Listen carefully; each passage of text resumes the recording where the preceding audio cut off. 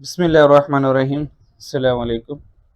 जैसे कि लास्ट हमने 445 एमसीक्यूज तक डिस्कशन कर ली थी और इस वीडियो में हम 46 इंशाल्लाह ऑनवर्ड देखते हैं। 46 में भी कह रहे हैं under perfect competition a firm suffer an economic loss in short run. Perfect competition में जो फर्म है वो इकोनॉमिक लॉस सफ़र करती है शॉर्ट रन में, लेकिन ये जो इकोनॉमिक लॉस हो रहा है वो अगली कंडीशन में बता रहा है loss is less than fix cost. जो लॉस है वो क्या है, फिक्स कॉस्ट से कम होना चाहिए। ठीक है, तो बताएं इनमें से कौन सी ऑप्शन करेक्ट है। इसका मतलब इकोनॉमिक लॉस हो रहा है, यहाँ से हमें पता चल गया। तो अगर हमने देखा one by one, average revenue greater than average cost है, इसका मतलब रेवेन्यू ग्रेटर है तो लॉस नहीं है, तो तुम तो गलत हो जाओ ना। और ये P is equal to A R है, इसका मतलब यहाँ पर भी एवरेज रेवेन्यू, क्योंकि परफेक्ट कंपटीशन में आपको पता है P is equal to A R is equal to M R होता है। तो यहाँ पे भी gain P is equal to A R है, तो A R greater than average cost है, तो यहाँ पे भी लॉस नहीं हो रहा। तो बीटा और डेल्टा हमने आराम से उनसे गेम से आउट करवा दिया ना। अब पीछे जो रहेगी टेंशन, या तो अल्फा का आंसर सही होगा या तो चार्ली का आंसर सही होगा। ठीक है, तो हमने ये देखा कि चार्ली में price less than average variable cost है, तो यहाँ से मुझे हिंट मिला है कि प्राइस अगर इक्वल हो जाए एवरेज वेरिएबल कॉस्ट से, ये हमारा शट डाउन पॉइंट होता है। क्या होता है? ये हमारा शट डाउन पॉइंट होता है, यानी कि हमें यहाँ पर बिजनेस शट डाउन कर देना चाहिए, क्योंकि अच्छे खासे यहाँ पे लॉस आते हैं। या अगर प्राइस लेस हो जाए एवरेज वेरिएबल कॉस्ट से, इसका मतलब अब तो इतना हैवी लॉस, इस केस में इतना हैवी लॉस आ गया, अब तो पक्का शट डाउन करो। तो इसका मतलब कि ऑब्वियस बात है P less than average variable cost, ये तो शट डाउन का पॉइंट है। ठीक है, तो ये भी सही नहीं होगा। ठीक है, अब बच कौन सा गया? अल्फा, तो अल्फा ही मेरा राइट ऑप्शन होगा। अगर ये जानना चाहते हैं कि why alpha is the right option, alpha ही क्यों राइट ऑप्शन है, तो ठीक है जी, जनाब बता देते हैं आपको। अच्छा जी, उसके लिए हमें एक डायग्राम का सहारा लेना पड़ेगा। डायग्राम हम बना लेते हैं, ठीक है। तो ये हमारे पास डायग्राम है, और इस डायग्राम में मुझे शट डाउन का ग्राफ बनाना है। तो शट डाउन के ग्राफ के लिए, तो फॉर एग्जांपल हमारे पास P is equal to A R is equal to M R, ये मेरे पास प्राइस और रेवेन्यू कर्व हो गई। ठीक है, तो this is my average cost, ये एवरेज कॉस्ट आ गई। ठीक है जी, अच्छा जी। एंड उसके बाद उसने कहा था कि जो इकोनॉमिक लॉस शॉर्ट रन में हो रहा है, और जो लॉस है वो लेस देन फिक्स कॉस्ट है, जो लॉस है वो फिक्स कॉस्ट से कम होना चाहिए। तो लॉस को फिक्स कॉस्ट से कम बनाना है तो एवरेज वेरिएबल कॉस्ट बनानी पड़ेगी, क्योंकि एवरेज वेरिएबल कॉस्ट ही लॉस के बारे में बताएगी। ठीक है, अब मार्जिनल कॉस्ट रहेगी, तो एम सी ए सी को मिनिमम से कट करता है, तो ये हमारे पास मार्जिनल कॉस्ट कर बन गई। एम सी एम आर, तो ये हमारे पास इक्विलिब्रियम आ गया। अच्छा जी, इक्विलिब्रियम आ गया। अब देखते हैं लॉस क्या है और फिक्स कॉस्ट क्या है। ठीक है, तो average cost, average variable cost, तो ये वाला जो हमारे पास फेज होगा, this phase is average fix cost, ये एवरेज फिक्स कॉस्ट। ठीक है नी। अच्छा, और लॉस देखते हैं, this is average cost and this is the average revenue, इसका मतलब ये लॉस वाला फेज है, यहाँ से लेके यहाँ तक ये लॉस है। ठीक है, ये लॉस वाला फेज। तो उसने क्या क्या इकोनॉमिक लॉस हो रहा है, तो देखें ये लॉस आ गया मेरे पास, यहाँ पे लिख लो मैं, ये दिस इज माई लॉस, ये लॉस आ गया। उसने क्या इकोनॉमिक लॉस शॉर्ट टर्म में, तो देखें इकोनॉमिक लॉस आ गया। फिर वो कह रहा है loss less than fix cost, जो लॉस है वो फिक्स कॉस्ट से कम होना चाहिए। अच्छा जी, तो मुझे क्या शो करना है, मुझे loss less than fix cost show करवाना है। पर हमारे केस में तो loss greater than fix cost है, इसका मतलब एवरेज वेरिएबल कॉस्ट प्राइस से अबव नहीं बनेगी, बल्कि एवरेज वेरिएबल कॉस्ट प्राइस से बिलो बनेगी। तो एवरेज वेरिएबल कॉस्ट को मुझे क्या करना है, बिलो पे बनाना है। तो ठीक है, इसको यहाँ से हम उठा लेते हैं। ठीक है, वेरिएबल कॉस्ट तुम यहाँ से आ जाओ।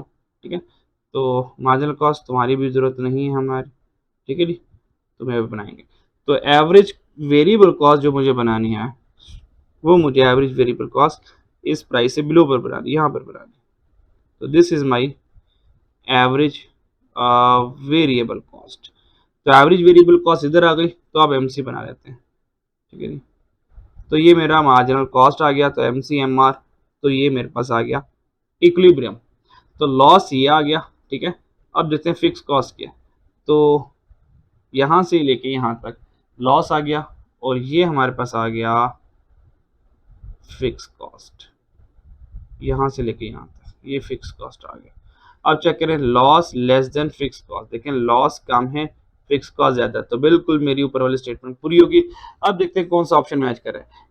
इस सिनेरियो में देखिए अल्फा मैच कर रहा है, एवरेज टोटल कॉस्ट ग्रेटर है प्राइस से। चेक करें, एवरेज टोटल कॉस्ट ग्रेटर है इस प्राइस से, देखिए प्राइस ये एवरेज कॉस्ट ग्रेटर है, तो यहां से यहां तक तो फॉलो हो गया। फिर price greater average variable cost, check करें ये प्राइस है और ये नीचे एवरेज वेरिएबल कॉस्ट है, तो price greater average variable cost है, so option alpha is the correct one, ठीक है। तो इसके लिए आपको शटडाउन की डायग्राम बनानी पड़ेगी। 47 देखते हैं जनाब, मुश्किल मुश्किल एमसीक्यूज पूछ रहे हैं आजकल, चलाक हो गया एक कैप। अच्छा जी, 47, if income of Pakistani is falling, अगर पाकिस्तानी की इनकम फॉल कर रही है, कम हो रही है, बताएं इनमें से कौन सी बात सही है। अगर पाकिस्तानियों की इनकम कम है, fall in demand for import. अच्छा पहले तो जो गलत है ना उनको तो पहले निकालता हूँ।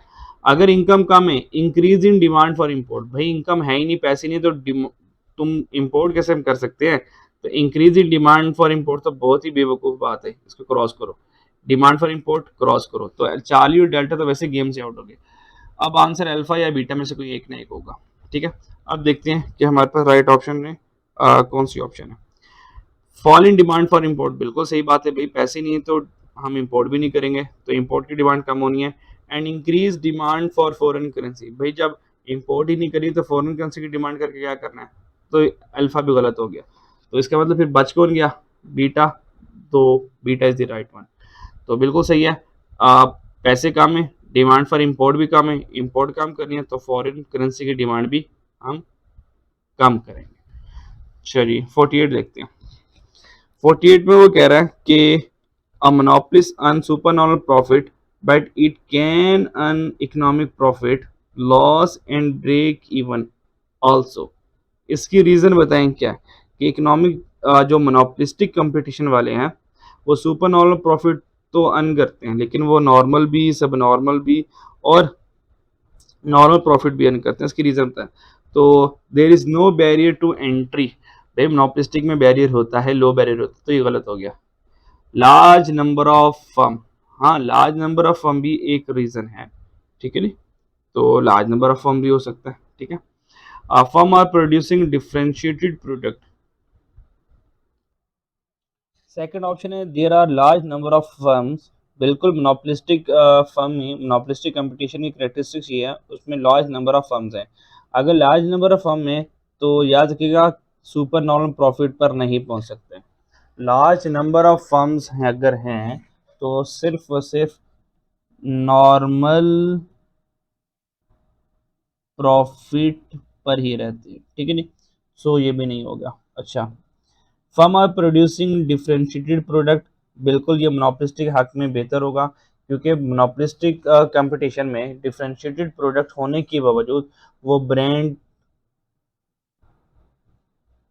वो ब्रांड की वजह से, ठीक है, वो पैकेजिंग की वजह से, ठीक है, या अदर इंग्रेडिएंट की वजह से वो अपनी प्रोडक्ट को क्या कर सकते हैं, इम्प्रूव कर सकते हैं, इन्हेंस कर सकते हैं, दूसरों से यूनिक बना सकते हैं, तो दैट्स वाई वो सुपर नॉर्मल प्रॉफिट अर्न करते हैं, ठीक है। और Aahista Aahista consumer loyalty increase होने से उनका सुपर नॉर्मल प्रॉफिट तक वो पहुंच जाते हैं। और हाँ, अगर ये डिफरेंशिएटेड प्रोडक्ट कर कर सिग्निफिकेंट फ़ायदा नहीं होगा मोनोपोलिस्टिक कंपटीशन, यानी कि हमने ब्रांडिंग की, पैकेजिंग की, लोगों को पसंद ही नहीं आई, तो उस केस में हो सकता है कि हम इकोनॉमिक प्रॉफिट नॉर्मल प्रॉफिट पर आ जाएं, ब्रेक इवन पर आ जाएं, हो सकता है हम लॉस पर भी आ जाएं, ठीक है। So I think so option C is the correct one. Monopolist power in range, खैर ये हमारे ऑप्शंस क्वेश्चन से रेलिवेंट नहीं है, क्योंकि क्वेश्चन मोनोपोलिस्टिक कंपटीशन का है और ये मोनोपोली लिखा हुआ है, ठीक है जी। अच्छा जी, 49 देखते हैं।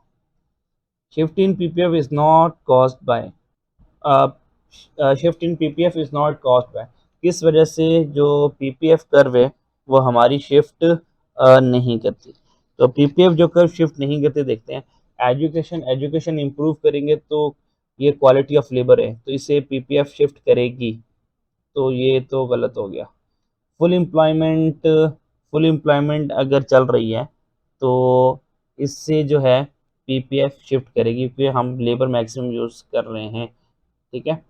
एडवांस टेक्नोलॉजी से शिफ्ट होता है। ट्रांसपोर्टेशन एफिशिएंसी, तो ट्रांसपोर्टेशन जितनी मर्जी एफिशिएंट हो उससे इकोनॉमिक ग्रोथ, यानी कि शिफ्ट इन पीपीएफ का मतलब ये है कि this is our existing PPF और this is the shift in PPF, तो इकोनॉमिक ग्रोथ। तो ये ट्रांसपोर्टेशन की एफिशिएंसी से शिफ्ट नहीं आता। 50 example of factor of production, इनमें से फैक्टर ऑफ प्रोडक्शन की एग्जाम्पल क्या है, ठीक है। अच्छा जी, तो 50 में कह रहा है example of factor of production is, असल में example of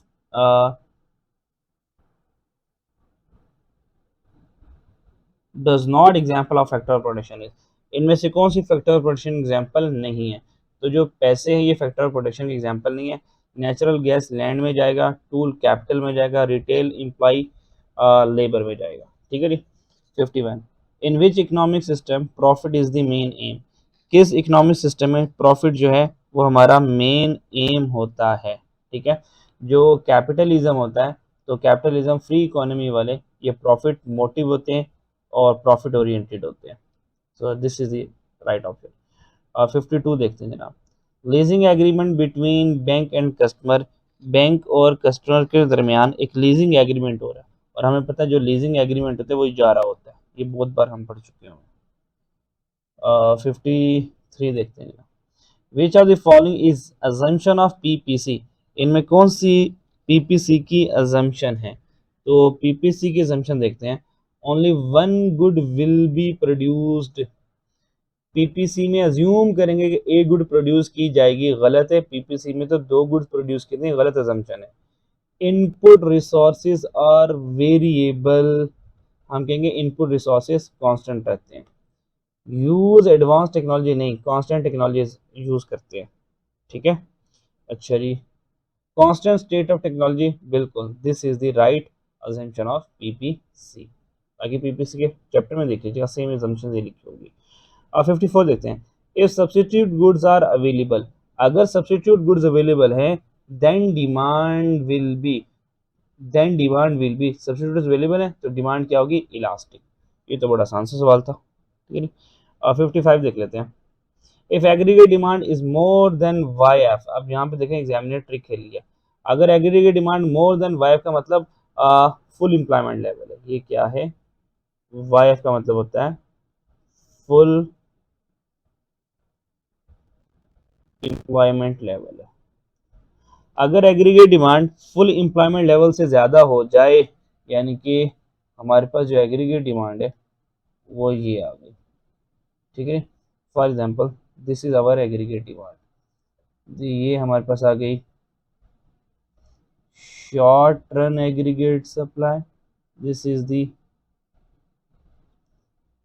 long run aggregate supply, this is the full employment level. और एग्रीगेट डिमांड क्या हुई, और ये हमारे पास आइडियल प्राइस लेवल। अगर एग्रीगेट डिमांड इस फुल एम्प्लॉयमेंट लेवल से ये अबव चलेगा, तो इसका मतलब एग्रीगेट डिमांड अगर full employment, this is the full employment level, ठीक है। तो अगर एग्रीगेट डिमांड इससे अबव निकल जाएगा तो there is an inflationary gap, तो ये देखें यहाँ पे इन्फ्लेशनरी गैप आ जाएगा हमारे पास, ठीक है। तो ये हमारे पास इन्फ्लेशनरी गैप आ जाएगा, और इस इन्फ्लेशनरी गैप को इन्फ्लेशनरी आउटपुट भी कहते हैं, ठीक है जी। अच्छा जी, तो इन एमसीक्यू को स्टोर अच्छे से देख लीजिएगा। तो नेक्स्ट एमसीक्यू इंशाल्लाह 456 से हम ऑनवर्ड स्टार्ट करेंगे इंशाल्लाह, ठीक है जी। अपना ख्याल रखिएगा, अल्लाह हाफिज़।